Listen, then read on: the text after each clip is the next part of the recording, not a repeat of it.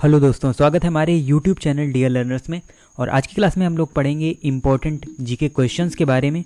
और इसमें current affair से रिलेटेड भी क्वेश्चन होंगे, साथ ही साथ जो अदर सेगमेंट से रिलेटेड क्वेश्चन हैं वो भी हम यहाँ पर डिस्कस करने वाले हैं। तो चलिए स्टार्ट करते हैं आज की क्लास को और देखते हैं आज का सबसे पहला क्वेश्चन। तो पहला क्वेश्चन है यहाँ पर, हाल ही में महाराष्ट्र का पहला दिव्यांग पार्क कहाँ पर बनाया जाएगा, यानी जो महाराष्ट्र का पहला दिव्यांग पार्क है इसका निर्माण कहाँ पर किया जाएगा। तो इसका सही आंसर है नागपुर। तो महाराष्ट्र के नागपुर में एक पार्क बनाया जाएगा, दिव्यांग पार्क बनाया जाएगा। और बढ़ते हैं हम अगले क्वेश्चन की ओर। अगला क्वेश्चन है, हाल ही में स्वच्छ सागर सुरक्षित सागर इस प्रकार का जो अभियान है इसका आयोजन कहाँ पर किया गया, यानी ये जो अभियान है ये कहाँ पर चलाया गया। तो इसका सही आंसर होगा पुडुचेरी, यानी पुडुचेरी जो कि एक यूनियन टेरिटरी है और यहीं पर स्वच्छ सागर सुरक्षित सागर नाम का अभियान चलाया गया। अगला क्वेश्चन है, हाल ही में T20 में सबसे ज़्यादा रन बनाने वाले बल्लेबाज कौन बन गए हैं। तो अगर हम बात करें T20 में सबसे ज़्यादा रन बनाने वाले, तो वो अभी बन गए हैं रोहित शर्मा। और अभी भारत और पाकिस्तान का मैच था और उसी में रोहित शर्मा ने सबसे ज़्यादा, यानी हम ये कह लें ओवरऑल T20 में सबसे ज़्यादा रन बनाने वाले बल्लेबाज बन गए हैं। इनके पहले ये रिकॉर्ड मार्टिन गुप्टिल के नाम था और मार्टिन गुप्टिल को पीछे छोड़ते हुए रोहित शर्मा अब T20 में सबसे ज़्यादा रन बनाने वाले बल्लेबाज बन गए हैं। अगला क्वेश्चन है, भारतीय ओलंपिक संघ के अंतरिम अध्यक्ष कौन बने हैं। तो बात करें अगर हम भारतीय ओलंपिक संघ की, तो इसके जो अंतरिम अध्यक्ष हैं वो बने हैं आदिल सुमरीवाला। तो आदिल सुमरीवाला ही भारतीय ओलंपिक संघ के अंतरिम अध्यक्ष बने। अगला क्वेश्चन है, हाल ही में राष्ट्रीय खेल दिवस कब मनाया गया। तो अभी देखिए जो राष्ट्रीय खेल दिवस मनाया गया, तो 29 अगस्त को इस दिवस को मनाया जाता है हर साल राष्ट्रीय खेल दिवस के रूप में। और इसी दिन होती है मेजर ध्यानचंद जी की जयंती और उसी उपलक्ष्य में हम राष्ट्रीय खेल दिवस मनाते हैं, क्योंकि उनको हॉकी का जादूगर कहा जाता है। तो उन्हीं की जयंती की यानी उन्हीं की जयंती पर हम इस दिवस को सेलिब्रेट करते हैं।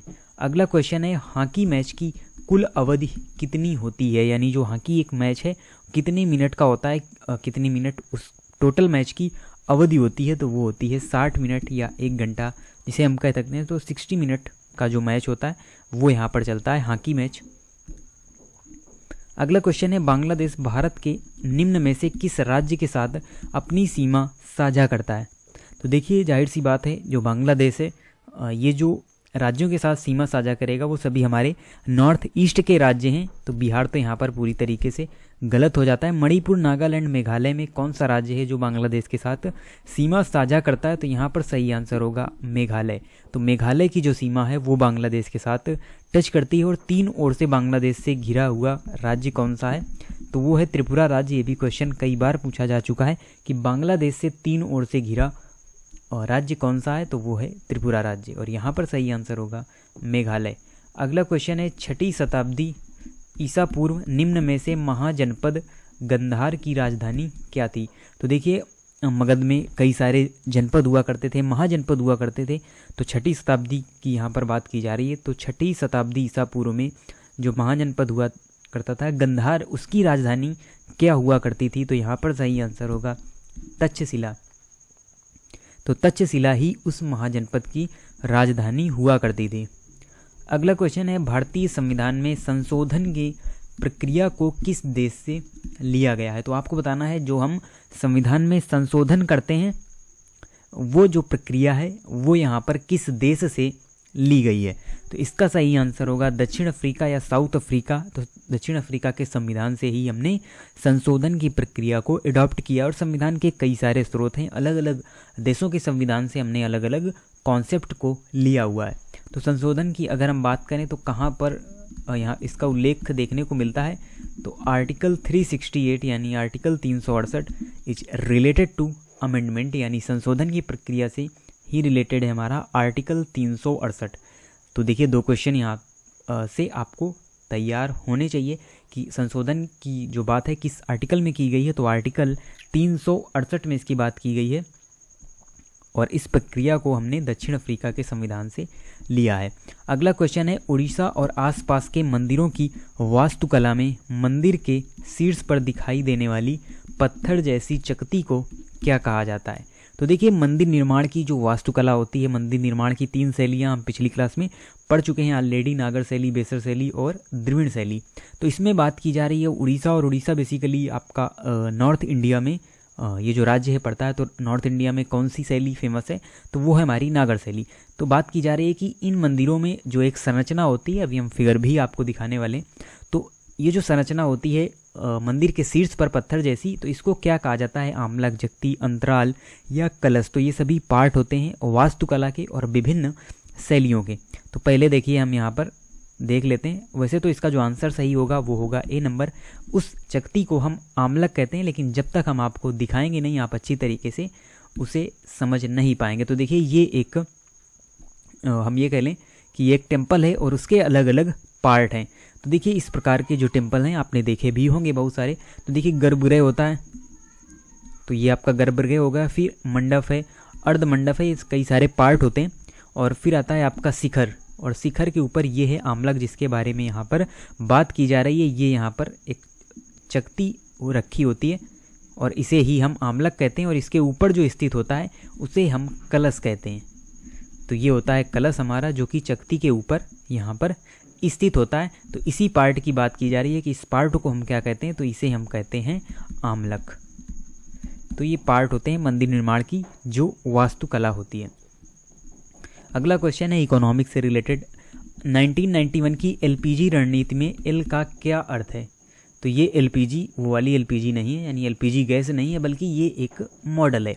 1991 का एक मॉडल है जिसे हम एलपीजी मॉडल कहते हैं। इसमें अलग अलग वर्ड का क्या मतलब है? तो देखिए, इसमें जो यल वर्ड है ये यहाँ पर डिनोट करता है लिबरलाइजेशन को। तो ये वर्ड लिबरलाइजेशन को डिनोट करता है, और पी से यहाँ पर होता है प्राइवेटाइजेशन, और जो जी है ये है यहाँ पर ग्लोबलाइजेशन। तो ये 3 वर्ड हैं, और ये एक मॉडल दिया गया। मॉडल क्यों दिया गया? क्योंकि हम अपनी देश की जो अर्थव्यवस्था है इसको आगे ले जा सकें और विकसित देशों की अर्थव्यवस्थाओं के बराबरी पर हम इसे ला सकें। इसलिए इस मॉडल को लाया गया था एलपीजी मॉडल के नाम से, जिसे जाना जाता है 1991 में। और लिबरलाइजेशन, प्राइवेटाइजेशन और ग्लोबलाइजेशन, या हिंदी में इसे हम कहें तो उदारीकरण, निजीकरण और वैश्वीकरण की जो ये नीति है, जो मॉडल है, वो यहाँ पर प्रस्तुत किया गया। और क्वेश्चन में आपसे पूछा गया है कि एलपीजी में एल का क्या अर्थ है? तो वो है लिबरलाइजेशन, जिसका कि हिंदी में मीनिंग होता है उदारीकरण, यानी हम उदारीकरण की नीति अपनाएं। साथ ही साथ जो निजीकरण है वो भी करना चाहिए। और आपने देखा भी होगा बहुत सारी चीज़ों को प्राइवेटाइज किया गया, यानी कि उनको प्राइवेट कंपनियां हैं उनको दिया गया, जिससे कि हम अपनी अर्थव्यवस्था को स्ट्रॉन्ग कर सकें। और ग्लोबलाइजेशन यानी वैश्वीकरण किया गया, सभी चीज़ों का जो हमारी अर्थव्यवस्था है हम उसके साथ फ्लेक्सिबल हो सकें, जो अन्य देशों की यानी विदेश की जो विकसित देश हैं उन सभी की अर्थव्यवस्थाओं से। तो ये वो वाली एलपीजी है, यानी एलपीजी मॉडल है एक, जो कि 1991 में दिया गया था। तो फुल फॉर्म भी आपको याद रखना है, और इसका हमने आपको उद्देश्य भी बता दिया, और हिंदी में भी इसे हमने आपको बता दिया। अगला क्वेश्चन है, निम्न में से कौन सा एक कठोर, सरंध्र और काला पदार्थ है या कार्बन का लगभग शुद्ध रूप होता है? तो कठोर भी है, सरंध्र भी है और काला भी है, तो ऐसा कार्बन का जो रूप है वो कौन सा है? तो वो है यहाँ पर कोक। तो उसे हम कोक के नाम से जानते हैं। अगला क्वेश्चन है, आयतन के अनुसार वायु में नाइट्रोजन का प्रतिशत लगभग कितना होता है? तो देखिए, हम बचपन से पढ़ते आ रहे हैं साइंस के अंदर कि जो हमारे वायुमंडल में जो भी वायु होती है उसमें कई सारी गैसें होती हैं। नाइट्रोजन हो गई, आपकी ऑक्सीजन हो गई, साथ ही साथ कार्बन डाइऑक्साइड और अदर गैसेज भी यहाँ पर पाई जाती हैं। तो देखिए, अगर हम पूरे 100% में यहाँ पर बात करें तो कौन कौन सी गैसें होती हैं? तो 78% होती है हमारी कौन सी? नाइट्रोजन, 21% होती है ऑक्सीजन, और 1% में हमारी अदर गैसेज आ जाती हैं, जिनमें कुछ दशमलव में हम ये कह लें CO2 होती है, और अदर गैसेज भी यहाँ पर होती है। तो यहाँ पर सही आंसर होगा ए नंबर, 78%। तो आयतन के अनुसार वायु में जो नाइट्रोजन का प्रतिशत है वो कितना होता है? तो वो होता है लगभग 78%। अगला क्वेश्चन है, 2022 में शुरू किया गया स्वनिधि से समृद्धि कार्यक्रम किस मंत्रालय से जुड़ा है? तो ये एक देखिए कार्यक्रम लाया गया था स्वनिधि से समृद्धि, और इस कार्यक्रम यानी ये जो कार्यक्रम है किस मंत्रालय से रिलेटेड है, तो ये देखिए रिलेटेड है आवास और शहरी मामले। तो आवास और शहरी मामले मंत्रालय के द्वारा ही इस कार्यक्रम को शुरू किया गया 2022 में स्वनिधि से समृद्धि। अगला क्वेश्चन है गोरखपुर भारत के किस रेलवे का मुख्यालय है, यानी गोरखपुर रेलवे जोन का एक मुख्यालय है और वो कौन सा रेलवे जोन है वो आपको बताना है। तो यहाँ पर जो हमारा सही आंसर होगा वो होगा उत्तर पूर्वी। तो उत्तर पूर्वी रेलवे का जो मुख्यालय है वो हमारा कहाँ स्थित है, वो स्थित है गोरखपुर में। अगला क्वेश्चन है 2011 की जनगणना के अनुसार भारत में नगरीय जनसंख्या का प्रतिशत क्या था। तो देखिए 2011 की जनगणना से डेली बेसिस पर हम एक क्वेश्चन करते हैं और आज का क्वेश्चन थोड़ा सा टफ है क्योंकि यहाँ पर आपसे परसेंटेज पूछा गया है, वो भी नगरीय जनसंख्या का। तो बात करें अगर हम नगरीय जनसंख्या, तो देखिए भारत एक कृषि प्रधान देश है, तो हमेशा जो हम ये कह लें नगरीय जनसंख्या है वो यहाँ पर कम होगी और ग्रामीण जनसंख्या का प्रतिशत है वो यहाँ पर ज़्यादा होगा। तो देखिए यहाँ पर अगर हम बात की जाए एग्जैक्ट आंसर की, तो 30 से 35% के बीच 30 से 35% के बीच जो नगरीय जनसंख्या है वो भारत में निवास करती है 2011 की जनगणना के अनुसार, यानी जो नगरीय जनसंख्या का प्रतिशत है वो आपका है यानी 30 से 35% के बीच में। अगला क्वेश्चन है चेरा पन्हारा अनुष्ठान किससे संबंधित है। तो ये एक प्रकार का अनुष्ठान है चेरा पन्हारा के नाम से जिसे हम जानते हैं, और ये किससे रिलेटेड है, उड़ीसा की रथ यात्रा, पंजाब की वैसाखी, गुजरात की नवरात्रि या पश्चिम बंगाल की दुर्गा पूजा। तो ये देखिए जो अनुष्ठान है ये आपका उड़ीसा की रथ यात्रा से संबंधित है। और जैसा कि आप सभी लोगों को पता है भगवान जगन्नाथ की ये रथ यात्रा होती है उड़ीसा में, जो काफ़ी फेमस है, वर्ल्ड वाइड भी ये फेमस है। तो उसी से रिलेटेड ये एक अनुष्ठान होता है चेरा पन्हारा के नाम से।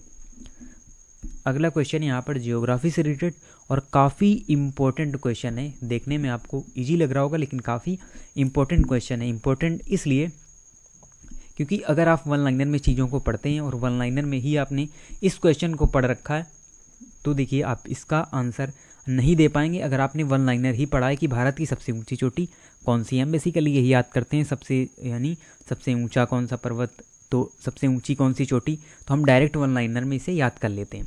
तो देखिए बात की जाए, अगर आपसे पूछा भी जाएगा कि भारत की सबसे ऊंची पर्वत चोटी कौन है, तो उसमें नाम आता है K2 गाडविन ऑस्टिन, जिसकी ऊंचाई 8611 मीटर है।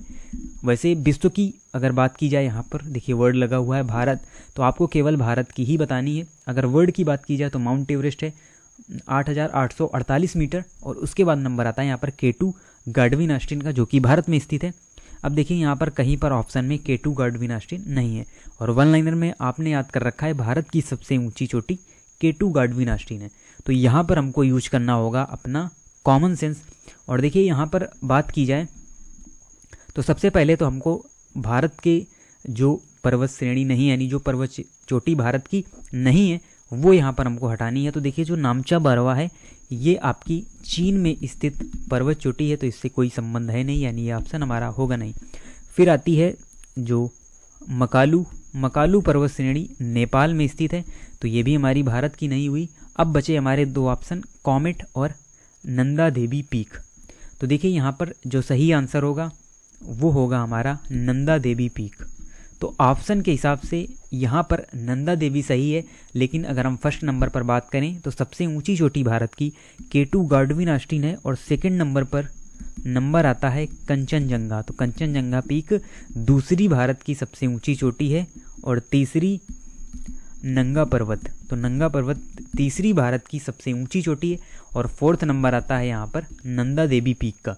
लेकिन ऑप्शन में क्योंकि ये तीनों नहीं है, इसलिए हमको यहाँ पर आंसर सही करना होगा नंदा देवी, और नंदा देवी से फिर कम ऊंचाई है कॉमेट पर्वत की। तो नंदा देवी पीक की जो ऊंचाई है ये आपकी 7816 मीटर है। तो देखिए ये यहाँ पर इस क्वेश्चन में ध्यान देने वाली बात थी कि हमको देखिए एक ही नहीं, कम से कम 4 से 5 पोजीशन तक चीज़ें याद होनी चाहिए, क्योंकि हमको ऑप्शन ही वो नहीं दिया जाएगा जो हमने याद कर रखा है। जैसे कि हमने भारत की सबसे ऊंची चोटी याद कर रखी है, लेकिन आप देख सकते हैं पहली, दूसरी और तीसरी तीनों ही ऑप्शन में नहीं दी गई। आपको यहाँ पर सीधे और सीधे चौथे नंबर की केवल पर्वत चोटी दी गई है, और वो हमको आंसर यहाँ पर सही करना पड़ेगा। अगला क्वेश्चन है समशीतोष्ण घास के मैदान किसकी खेती के लिए आदर्श होते हैं। तो आपको बताना है जो समशीतोष्ण घास है इनके मैदानों पर यानी इन घास के मैदानों पर किसकी खेती सबसे अधिक की जाती है या किसकी खेती के लिए उपयोगी है। तो यहाँ पर सही आंसर होगा गेहूँ। तो गेहूँ की खेती के लिए ये काफ़ी आदर्श माने जाते हैं। अगला क्वेश्चन है उपाधियों का उन्मूलन किसके अंतर्गत आता है। तो देखिए ये पॉलिटी से रिलेटेड क्वेश्चन है और हम पढ़ते हैं मूल अधिकारों के अंतर्गत आर्टिकल 18 इज रिलेटेड टू जो भी हमारी उपाधियां हैं। तो देखिए उपाधियों का उन्मूलन किया गया आर्टिकल 18 के अंतर्गत। और लेकिन यहाँ पर देखिए आर्टिकल से आपसे नहीं पूछा गया बल्कि ये पूछा गया है कि किसके अंतर्गत आता है। तो देखिए मौलिक अधिकार में आप देखेंगे तो अलग अलग कुछ जो आर्टिकल्स हैं अलग अलग यहाँ पर मौलिक अधिकारों में सम्मिलित होते हैं। और यहाँ पर ये जो आर्टिकल 18 है ये आता है आपका समता के अधिकार के अंतर्गत। और इसमें जैसे आर्टिकल 17 में बात की गई है अस्पृश्यता का उन्मूलन और 18 में उपाधियों का उन्मूलन दिया गया है और ये दोनों ही समता के अधिकार के अंतर्गत आते हैं। तो आर्टिकल ना देकर अगर आपसे थोड़ी सी लैंग्वेज दी गई है तो उसमें भी आपको अच्छी तरीके से इन चीज़ों को समझना होगा। तो ये हमारे आज के इम्पोर्टेंट 20 क्वेश्चन थे और ये केवल 20 क्वेश्चन नहीं थे बल्कि साथ ही साथ आपने देखा हमने बहुत सारे क्वेश्चन के साथ जो बनने वाले क्वेश्चन हैं उनके बारे में भी डिस्कस किया। तो आप इसी तरीके से चैनल से जुड़े रहें। हम डेली बेसिस पर आपके नॉलेज को इम्प्रूव और इन्हेंस करते रहेंगे। मिलते हैं आपसे नेक्स्ट वीडियो में न्यू इम्पोर्टेंट क्वेश्चन के साथ और तब तक के लिए धन्यवाद।